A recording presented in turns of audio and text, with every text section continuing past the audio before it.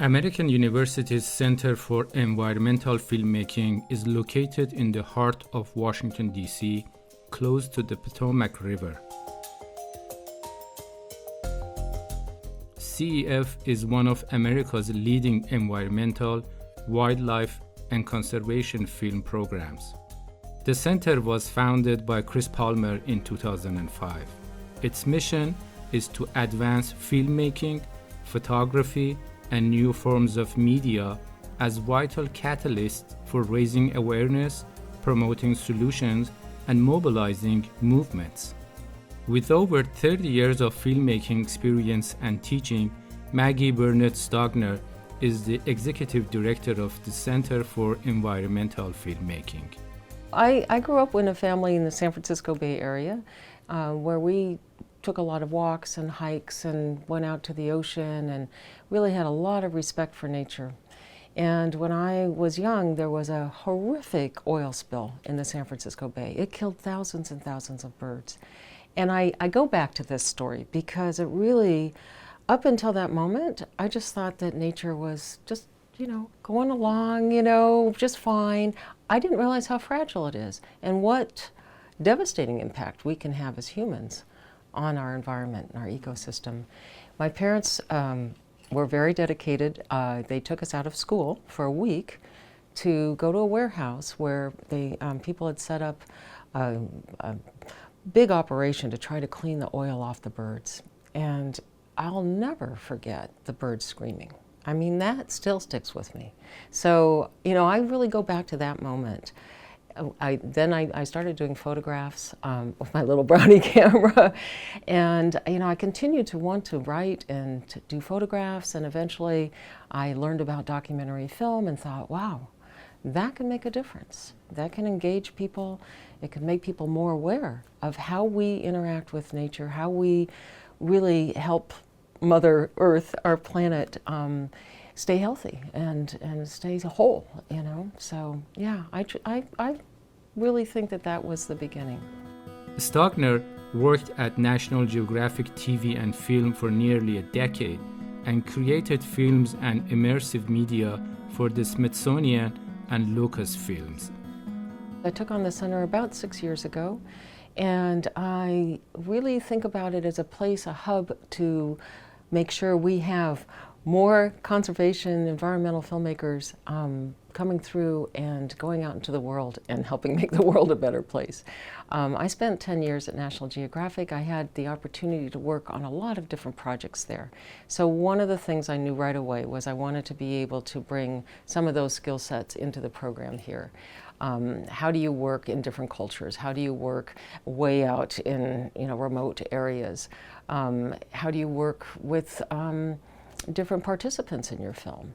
And so I have formed partnerships now. We have several different partnerships. We have a partnership with National Geographic. That's based on their archival, it's called Archival Storytelling with National Geographic. They are digitizing some of the early expedition and research footage that hasn't been seen outside of their headquarters ever. So the students have the opportunity to make films with this early expedition footage. We have a great partnership with 5 different branches of the National Park Service. So now we have a production practicum.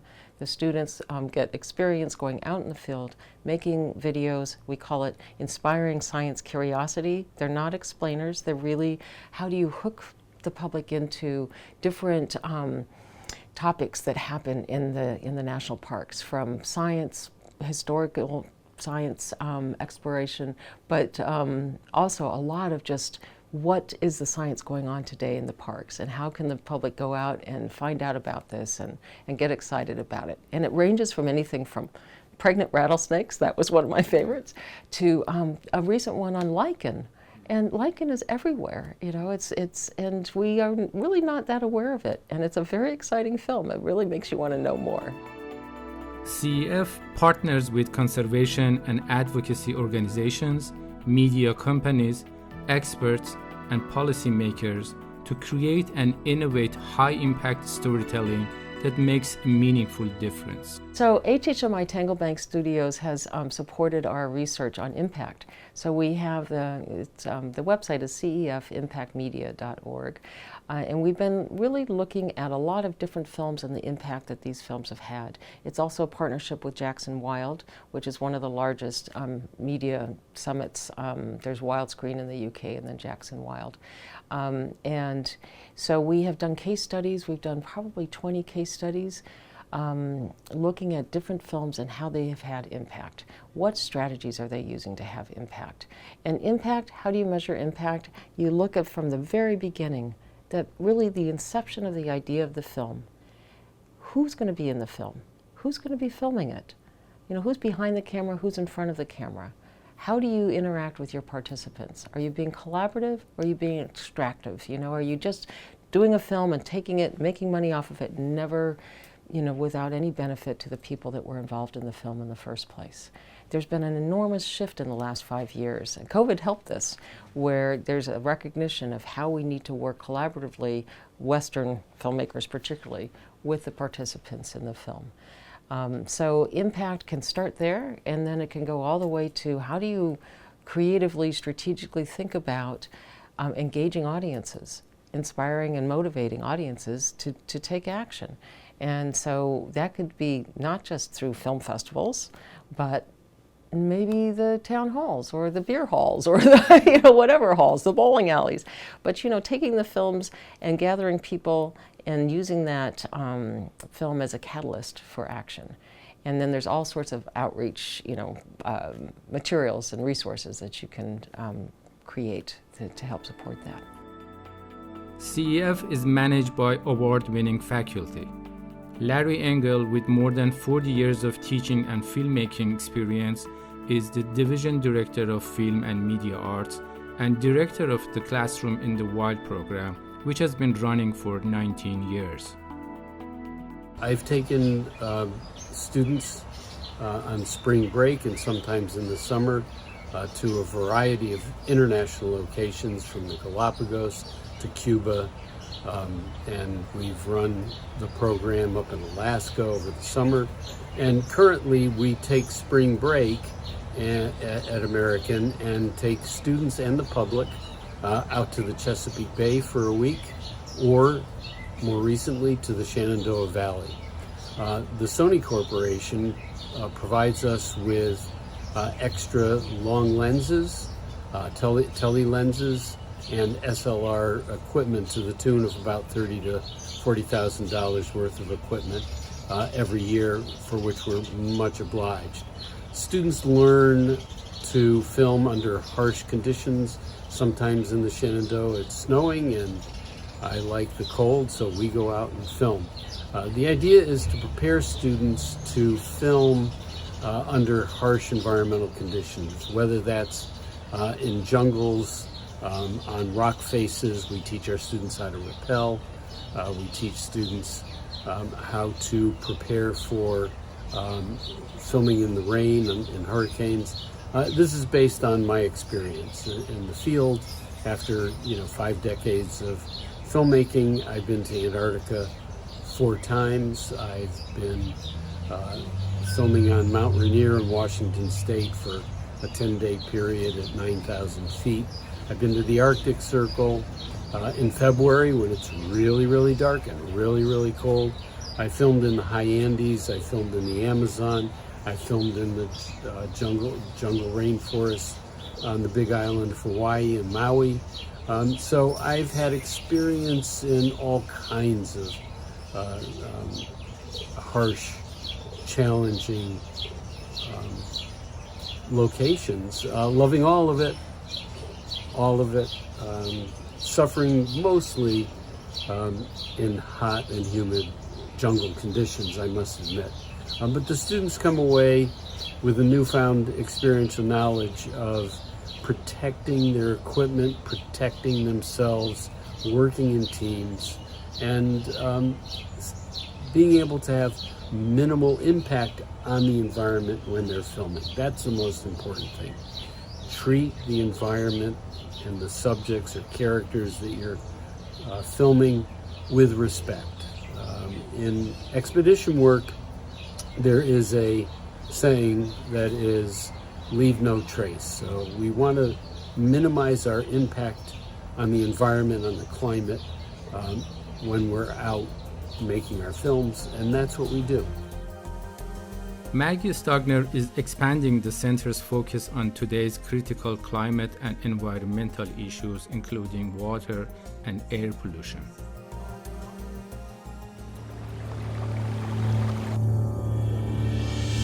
Professor Stogner's recent award-winning documentary is Upstream, Downriver.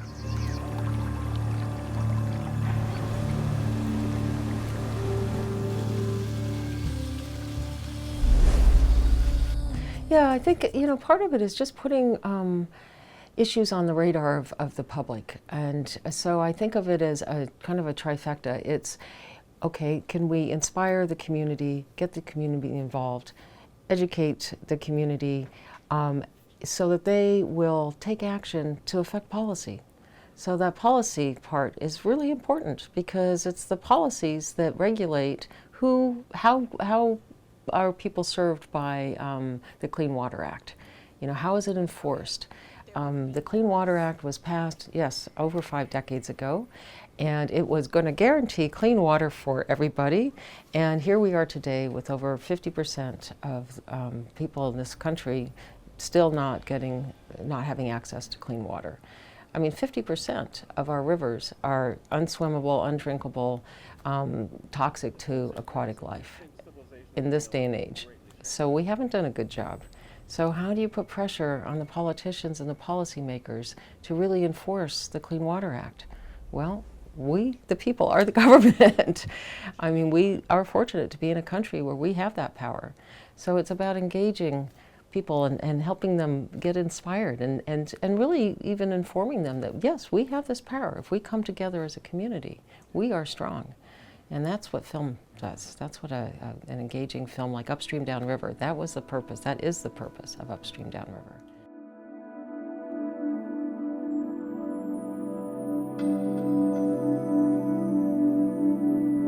Unbreathable, another documentary directed by Stogner at CEF, examines the challenges Americans still face to ensure healthy air for everyone.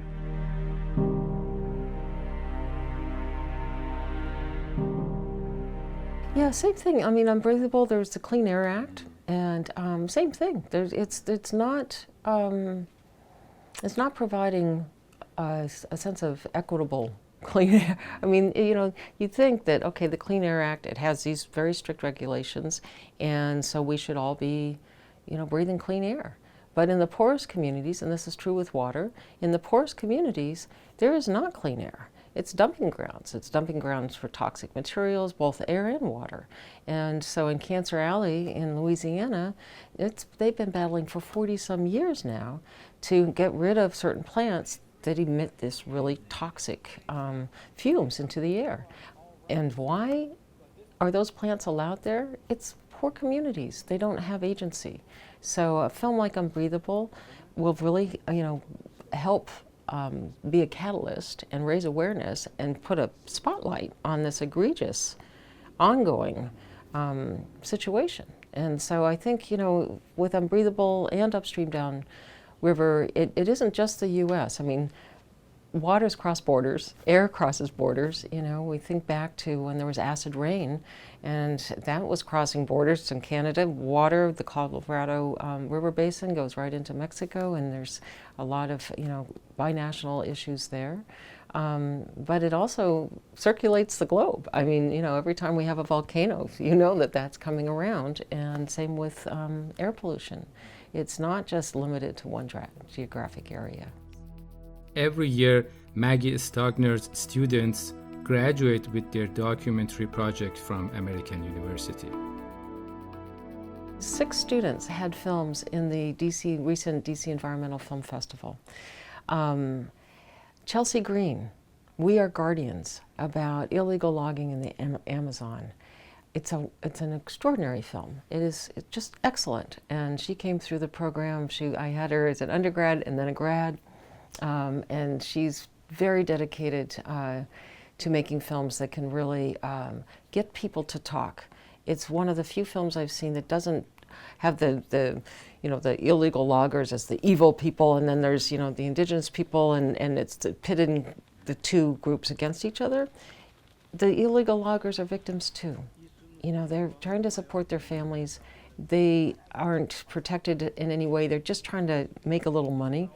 But they're victims too. They don't have other ways of making money. So, there are other films like this. Sea of Shadows is like this, where it really looks at all the different people involved who are victims of a much larger system.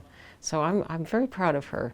Emmy is a current student, Emmy Watkins. She has had a fellowship with NASA. She started 2 summers ago. They asked if she would stay on. She had the opportunity to make a film real time about a brand new satellite that was launched that will track toxic algal blooms worldwide, the first ever. So she was actually there filming when the satellite launched. I mean, very exciting opportunity. Lois Lippman, who came through the program probably almost 10 years ago, worked 8 years to do a film about the indigenous and Hispanic communities downwind of the Trinity bomb testing.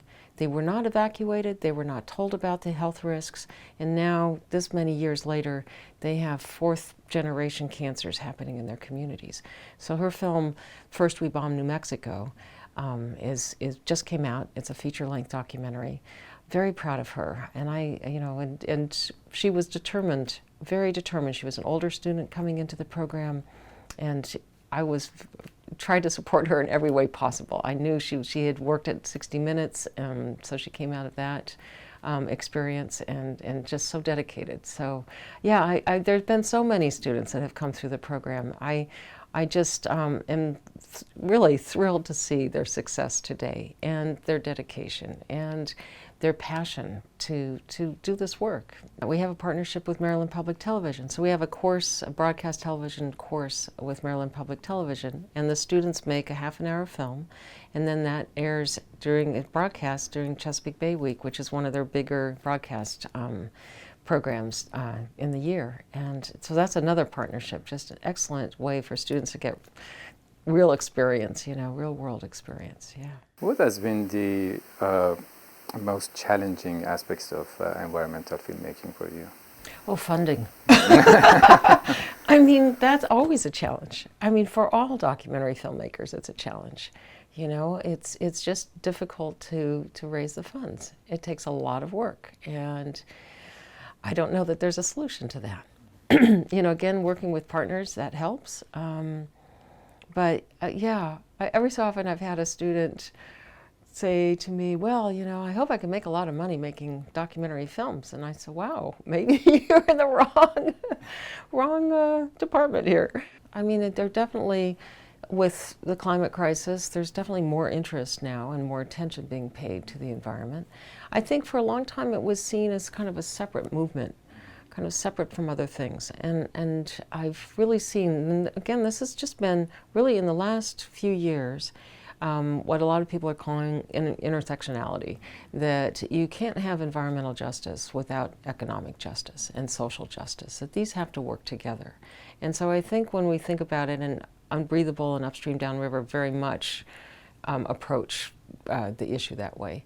It engages more people. They don't see it as, oh, it's just like about beautiful birds or interesting frogs. It's about our entire world, and that we're all connected, and that if one species is not thriving, then we are probably not thriving. And there's much more evidence of this now. And so I think environmental filmmaking has hit the mainstream and will continue to be of more interest to people, particularly when it addresses issues that are relevant to, people's own lives. Yeah. Maggie Stogner has traveled worldwide from Africa to Saudi Arabia and Afghanistan. I asked her what she had to say to those documentary filmmakers in Iran and the Middle East who are struggling to fund their projects and face censorship and imprisonment.